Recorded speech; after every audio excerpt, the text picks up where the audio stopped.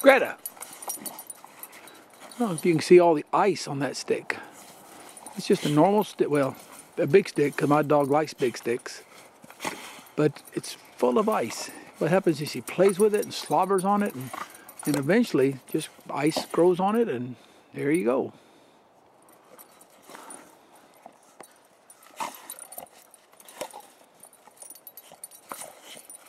Let's go for a walk, Greta. Come on. Whoop. Here she goes. She loves to run.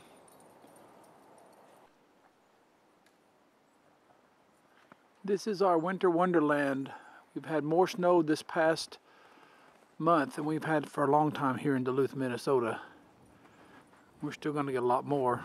We were really supposed to get some lake effect snow today, but we didn't get any. I'm sure that's disappointing to some, and myself included, because I love the snow. And Greta loves the snow. But this is the yard around our house. You can see all the icicles. They've been there for several weeks now because we've had some snow in the past and some melting and some more freezing.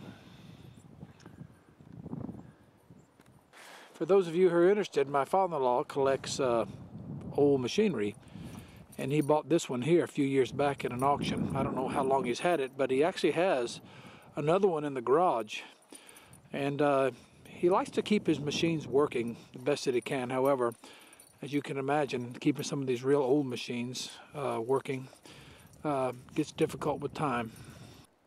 And here is another John Deere tractor, but you can kind of see it's not the same as the other. This here is for more excavation and stuff like that. And my father-in-law, of course, uses it around the yard in the summer.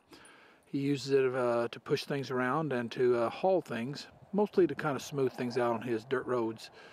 Sometimes he'll even use it for plowing the snow, but it's pretty slow and pretty hard on the snow on the surface, so he uses other things mostly. You can kind of see in the back, and we'll walk there in a minute, a bunch of wood. He cuts wood.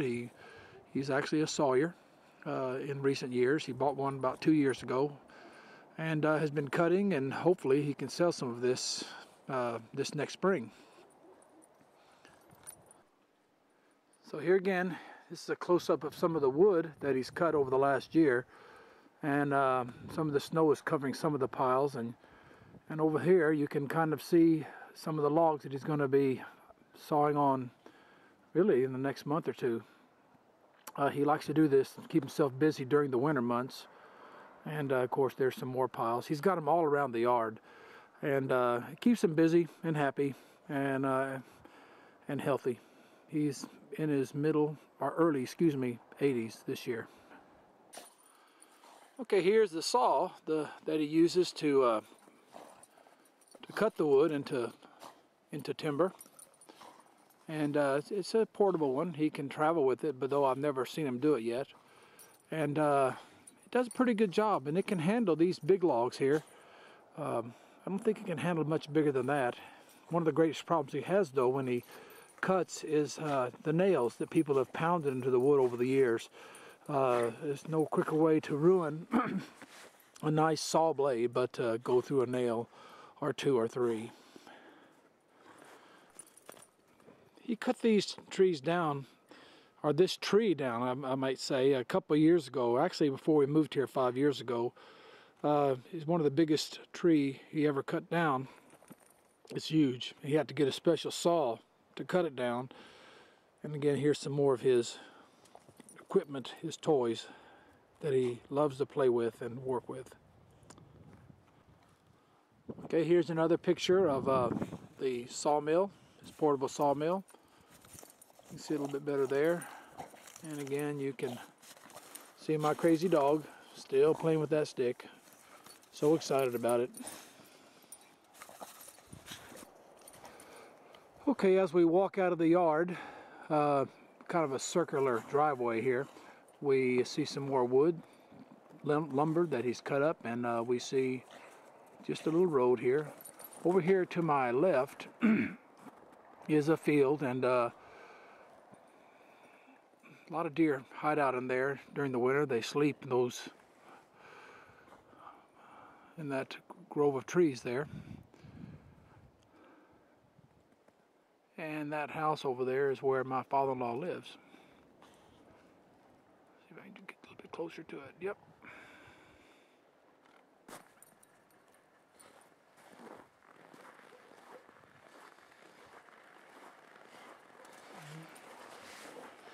Okay, I can hear a machine starting up where my brother-in-law John is on the machine. It looks like it may come our way in a minute. We'll get a chance to see it.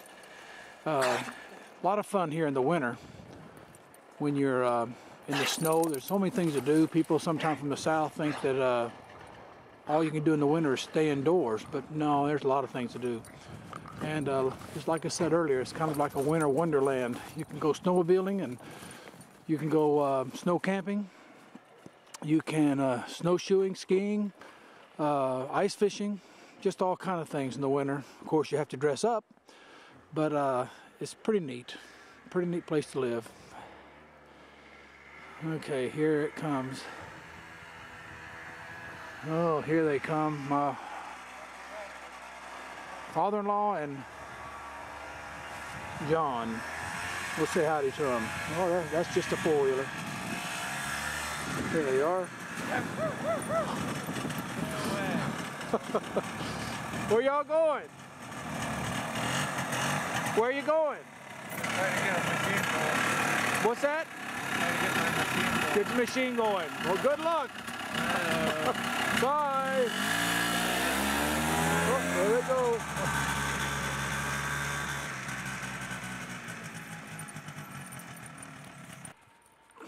Well, here we go. Here is some barns that Melvin has on his property, and again you can kind of see his house in the background. We won't go any further than this. There's a van that he used this last fall to travel all the way over to Oregon he and John.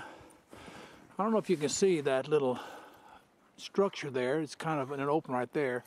He actually grows grapes there, and every year we have a good amount of grapes growing. Amazing here to grow such things in cold Minnesota when we don't have very much summer. But anyway, we always get a pretty good crop. And this is an area where lots of deer come through in the spring and the fall, and they kind of come through here in the winter from across the road. Anyway, hope you enjoyed the tour of the property, and that's all for now.